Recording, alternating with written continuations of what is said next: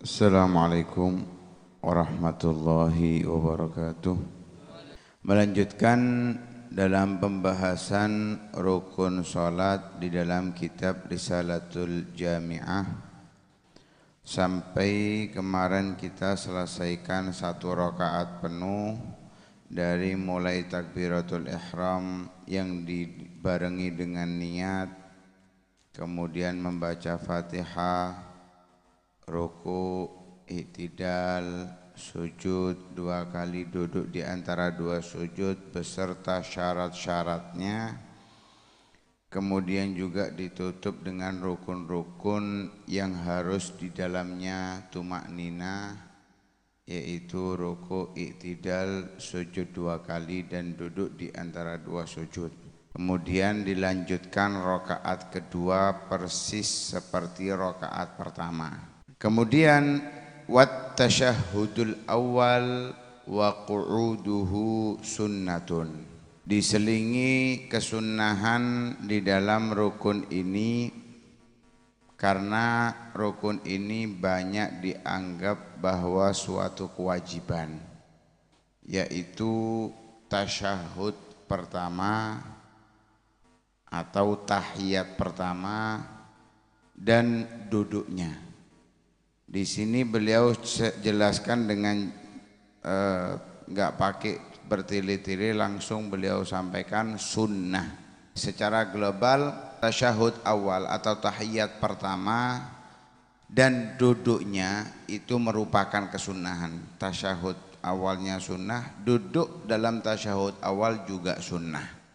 Ketika ditinggal sudah posisi berdiri maka dilarang kembali, kecuali bagi makmum yang dia enggak tahu kalau imamnya tasyahud awal, dia berdiri tanpa ada kesengajaan, kemudian tahu imamnya dalam posisi tasyahud awal, maka wajib baginya untuk kembali.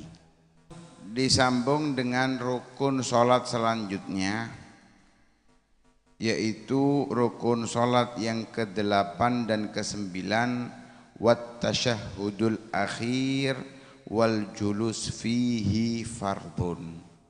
Tasyahud terakhir dan duduk untuk tasyahud terakhir hukumnya wajib, termasuk daripada rukunnya salat sebagaimana telah disampaikan oleh para ulama dari hadis yang sahih yang diperintahkan oleh Nabi SAW membaca tasyahud.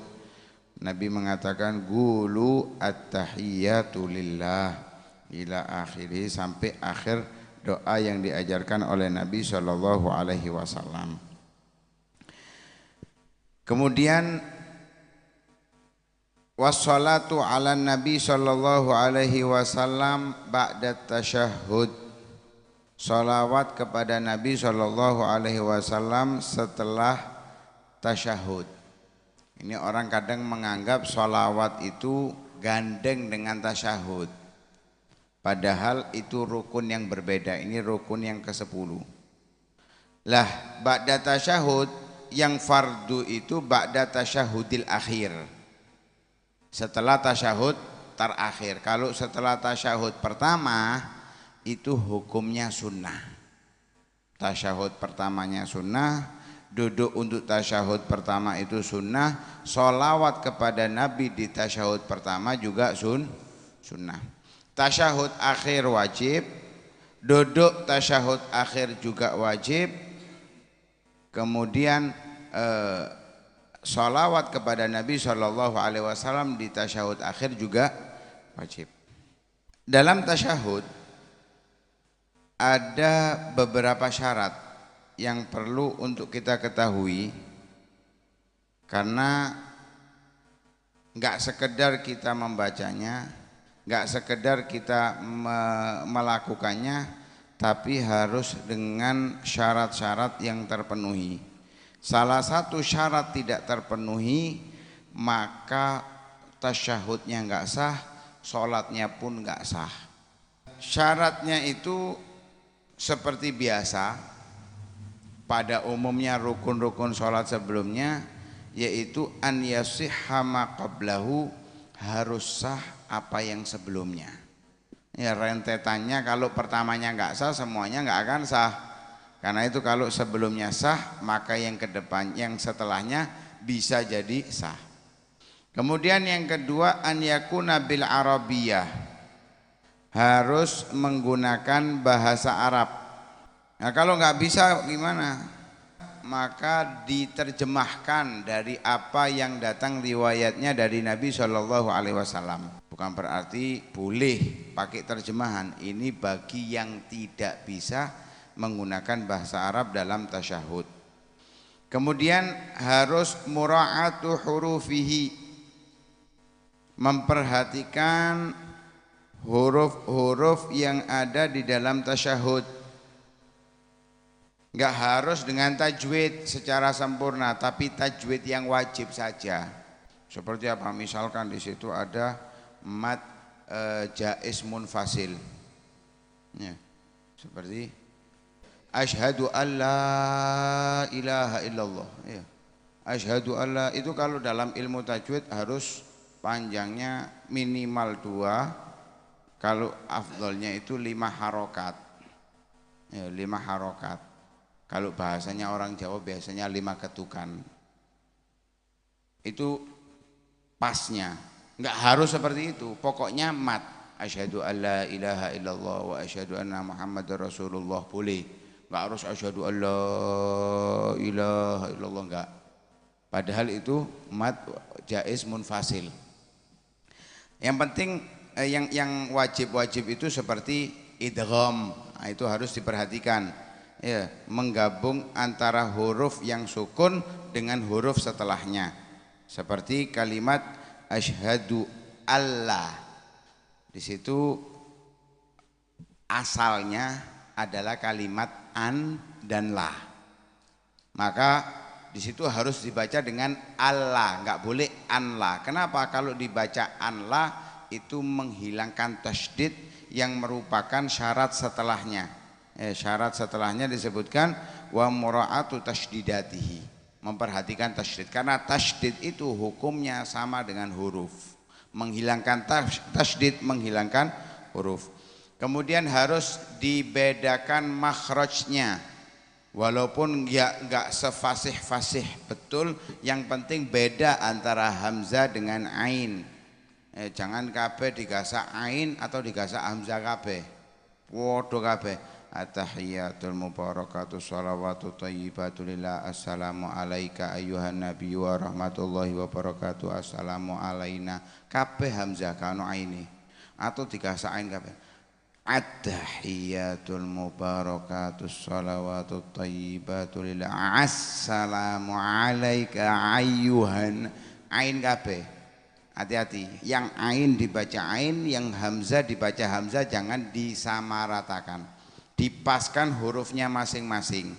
Ya, dipaskan. Shin asyhadu alla ilaha, asyhadu alla ilaha wa asyhadu, enggak pas. Hurufnya harus pas semuanya, tasydidnya juga harus diperhatikan. Jangan sampai at-tahiyatul mubarakatuh shalawatu thayyibatu lillah.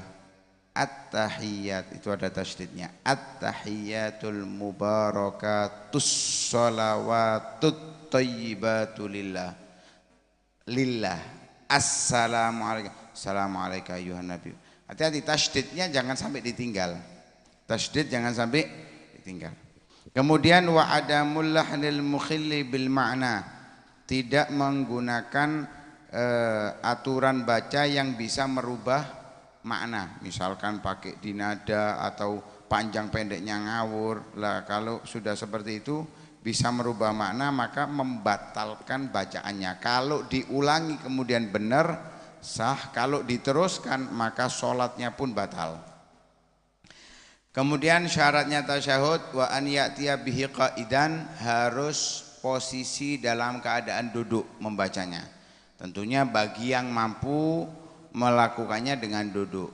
Yang enggak mampu dengan duduk ya dengan penggantinya duduk, berbaring, kemudian seterusnya. Karena itu duduk tasyahud akhir hukumnya wajib. Duduk tasyahud akhir hukumnya wajib. Tapi kalau memang nggak mampu digantikan seperti membaca Fatihah, wajibnya berdiri, tapi kalau nggak mampu berdiri ya dengan duduk seterusnya, seperti dulu di pembahasan Al-Fatihah. Kemudian wa an yusmi'a nafsahul qiraah. Ini semua rukun yang dinamakan dengan rukun qauli, yang ucapan itu dirinya sendiri harus mendengar. Jangan dirinya sendiri aja nggak dengar, apalagi orang lain. Ya, ini nggak sah.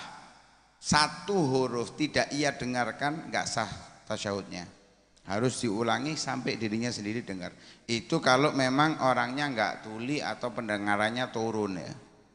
Ya, kalau pendengarannya turun, misal gara-gara memang terlalu sudah tua atau karena ada kebisingan di sekitar, ya, punya acara nyetel dangdutan atau misalkan sholawatan di Banterno, kita sholat, posisi kita sholat dengan dengar itu, kalau kita baca biasanya dengar itu disuruh nambah diangkat sedikit. Misalnya kalau biasa volume 3 dinaikkan 4. Ya, biar sekiranya kalau nggak ada itu dengar. Tapi ya jangan kalau sholatnya berjamaah jadi makmum terlalu berlebihan. Tahiyatulillah asal. Ya. Yang sebelahnya akhirnya terganggu, ini juga nggak boleh, dosa. Mengganggu orang yang sholat itu hukumnya haram. Nah, karena itu nggak usah keras-keras begitu keras, juga jangan sampai nggak dengar. Yang penting dirinya sendiri harus mendengarkannya. Kemudian menurut pendapat Imam Ramli juga harus mualah. Mualah itu nggak boleh dipisah, khususnya antara dua kalimat syahadat. Ya, jangan dipisah dengan zikir yang lain atau dipisah dengan diam yang panjang. Ini menurut Imam Ramli termasuk syarat. Tapi kalau menurut Imam Ibnu Hajar enggak, mualah enggak harus. Begitu juga enggak harus tertib. Dibalik asyhadu an la ilaha illallah wa asyhadu anna muhammadar rasulullah, at-tahiyatul mubarakatus shalawatut thayyibatu lillah, enggak ada masalah. Yang penting kalimat asyhadu an la ilaha illallah wa asyhadu anna muhammadar rasulullah harus tertib di situ. Enggak boleh dibalik asyhadu anna muhammadar rasulullah wa asyhadu an la ilaha illallah, enggak boleh. Kalimat asyhadu an la ilaha illallah wa asyhadu anna muhammadar rasulullah harus tertib, tapi kalau dengan yang lainnya at-tahiyatul mubarakatuh shalawatut thayyibatulillah ditaruh belakang enggak ada masalah. Enggak ada masalah. Tapi tentunya mengikuti apa yang diajarkan Nabi lebih baik dan lebih afdol, seperti yang sudah kita baca biasanya. Ini sedikit yang bisa kami sampaikan, mudah-mudahan bermanfaat. Amin ya rabbal alamin. Sallallahu alaihi wasallam Muhammadin wa ala alihi wasallam. Alhamdulillahirabbil alamin.